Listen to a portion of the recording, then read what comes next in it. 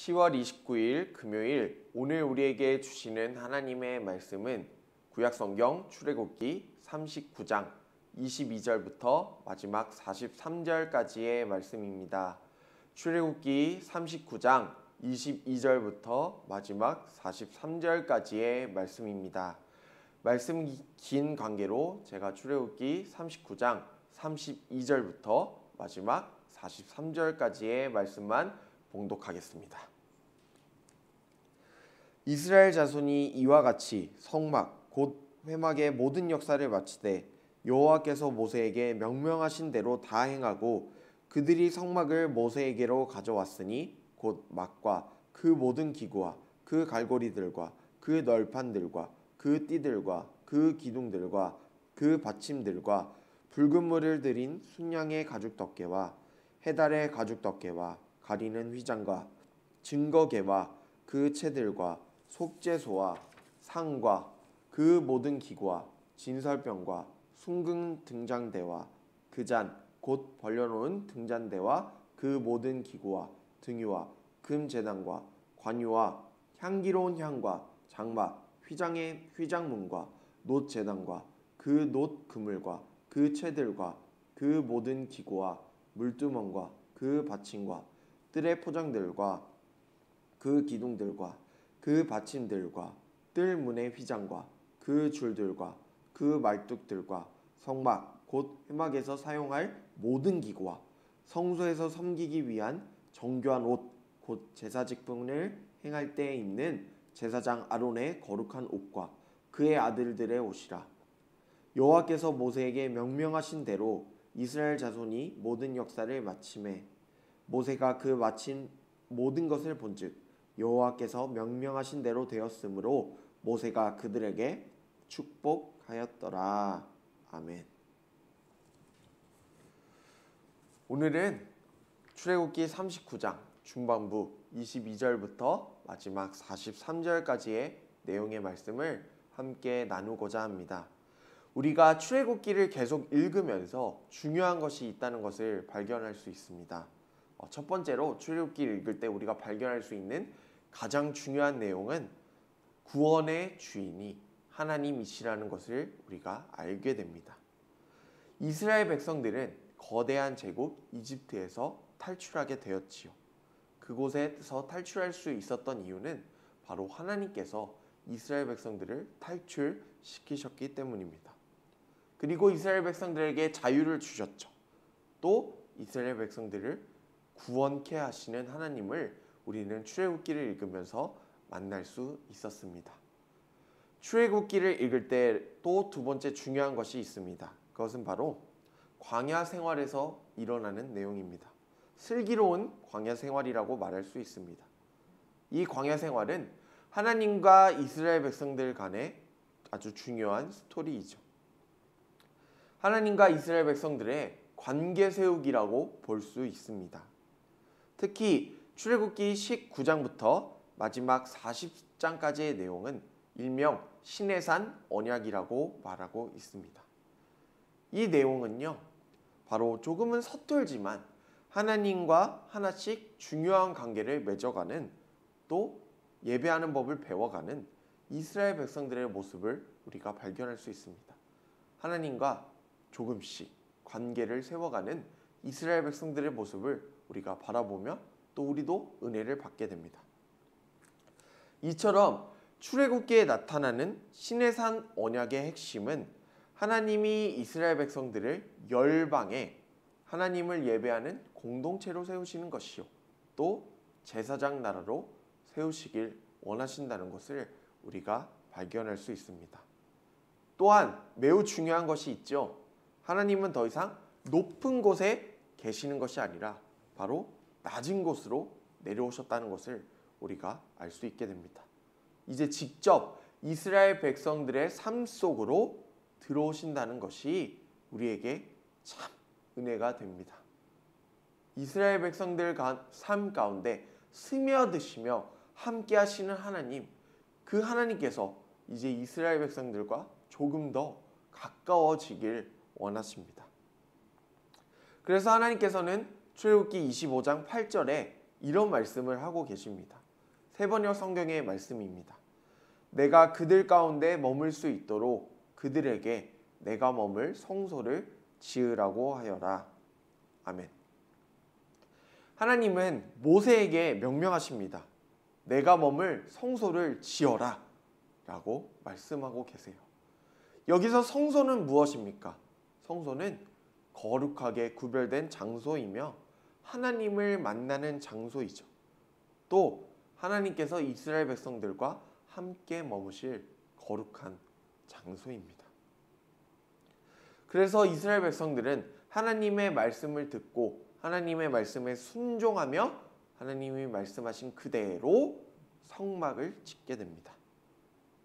오늘날 우리도 하나님이 우리 가운데 거하실 수 있도록 우리 마음의 성소를 우리도 함께 세워가야 합니다. 다시 이스라엘 백성들의 이야기로 돌아와 볼까요? 이스라엘 백성들은 성막에서 사용되는 그 많은 도구들, 또 그곳에서 진행되는 그 많은 예배의 방법들을 점점 배우게 되죠. 지켜야 할 것들이 너무나도 많았습니다. 또 예배를 담당하는 제사장들의 옷 매우 중요했습니다. 또 성막 안 기구들과 성막을 덮는 방법들과 또 성막에서 행동하는 모든 것들이 매우 중요했죠. 그래서 이 내용을 이스라엘 백성들은 계속해서 배우면서 또 실천하며 살아갔습니다. 그런데요, 이 반복되는 내용이 매우 중요합니다. 또 매우 익숙하죠. 한번 본 말씀입니다. 오늘 우리가 읽은 이 출애굽기 39장 22절부터 마지막 43절까지의 이 말씀의 내용은 우리가 사실 출애굽기 25장에서 31장까지의 말씀을 읽을 때, 이 부분을 읽었을 때 한번 나왔던 내용입니다. 제사장 옷에 대한 내용은 출애굽기 28장에서 한번 나왔지요. 또 모세가 성막을 준공하며 이 검사하는 내용은 출애굽기 35장의 내용과 겹칩니다. 그렇다면 왜 이 출애굽기 저자는 이 성막에 관련된 내용을 계속해서 반복하고 또 강조하고 있는 것일까요? 이 말씀을 통해 오늘날 우리에게 과연 무엇을 말해주고 싶었을까요? 그것은 바로 성경에서 찾을 수 있습니다.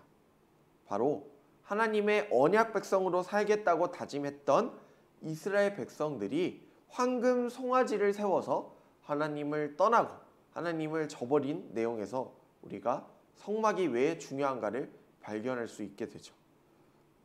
모세가 시내산에 도착했을 때 시내산에 올라서 하나님과 만나서 하나님의 말씀을 듣고 있었습니다.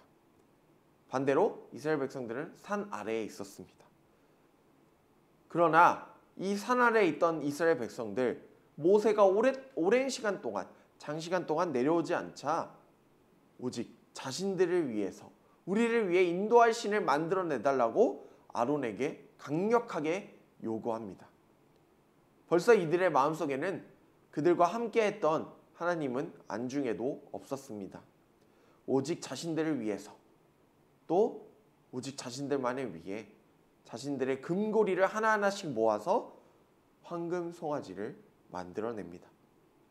하나님을 저버리고 우상을 세우게 됩니다. 이것이 바로 그 유명한 황금 송아지 사건입니다.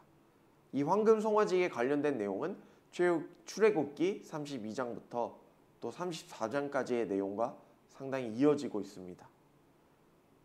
모세는 시내산에서 이제 하나님의 말씀을 받고 언약궤를 받고 내려오게 됩니다.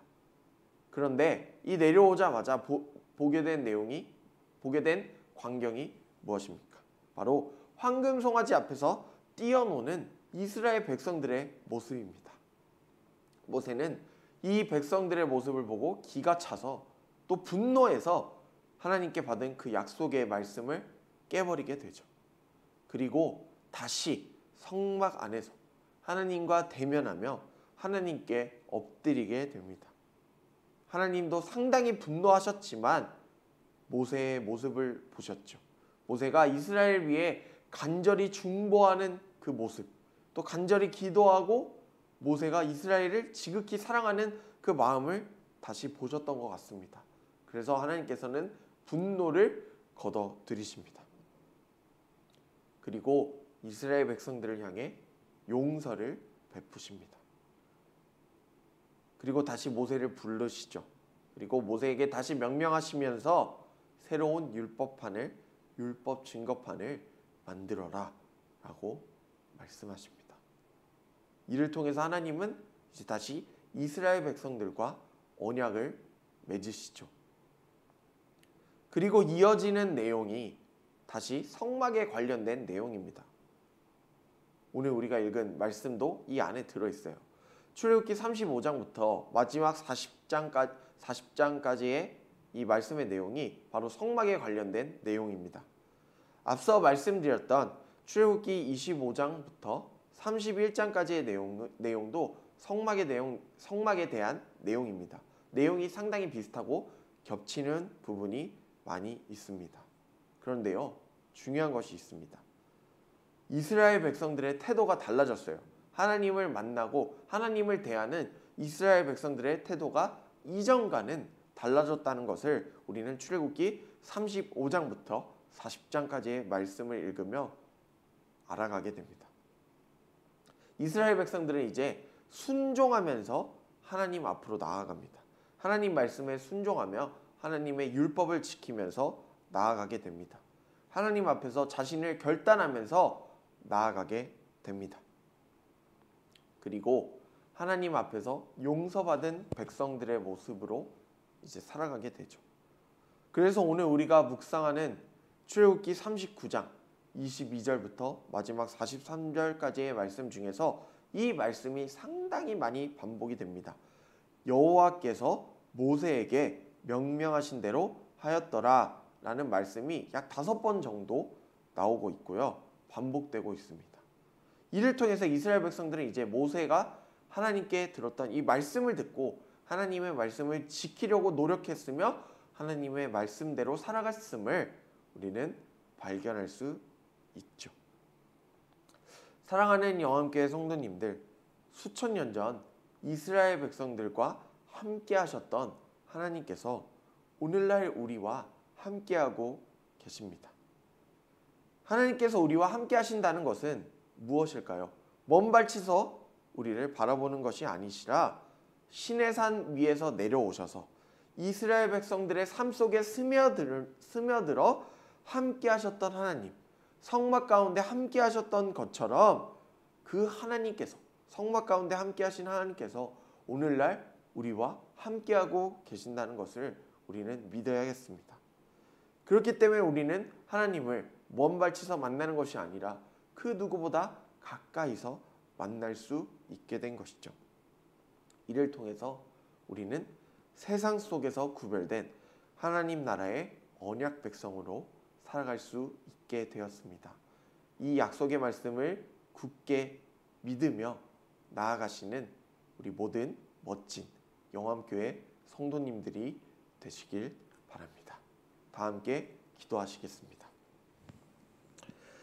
사랑의 하나님, 시내산 꼭대기에서 내려오셔서 이스라엘 백성들과 함께 하셨듯이 하나님께서 오늘 우리 가운데 계시며 하나님께서 우리와 함께 하심을 우리의 입술과 또 온 몸과 우리의 마음을 다해 고백합니다.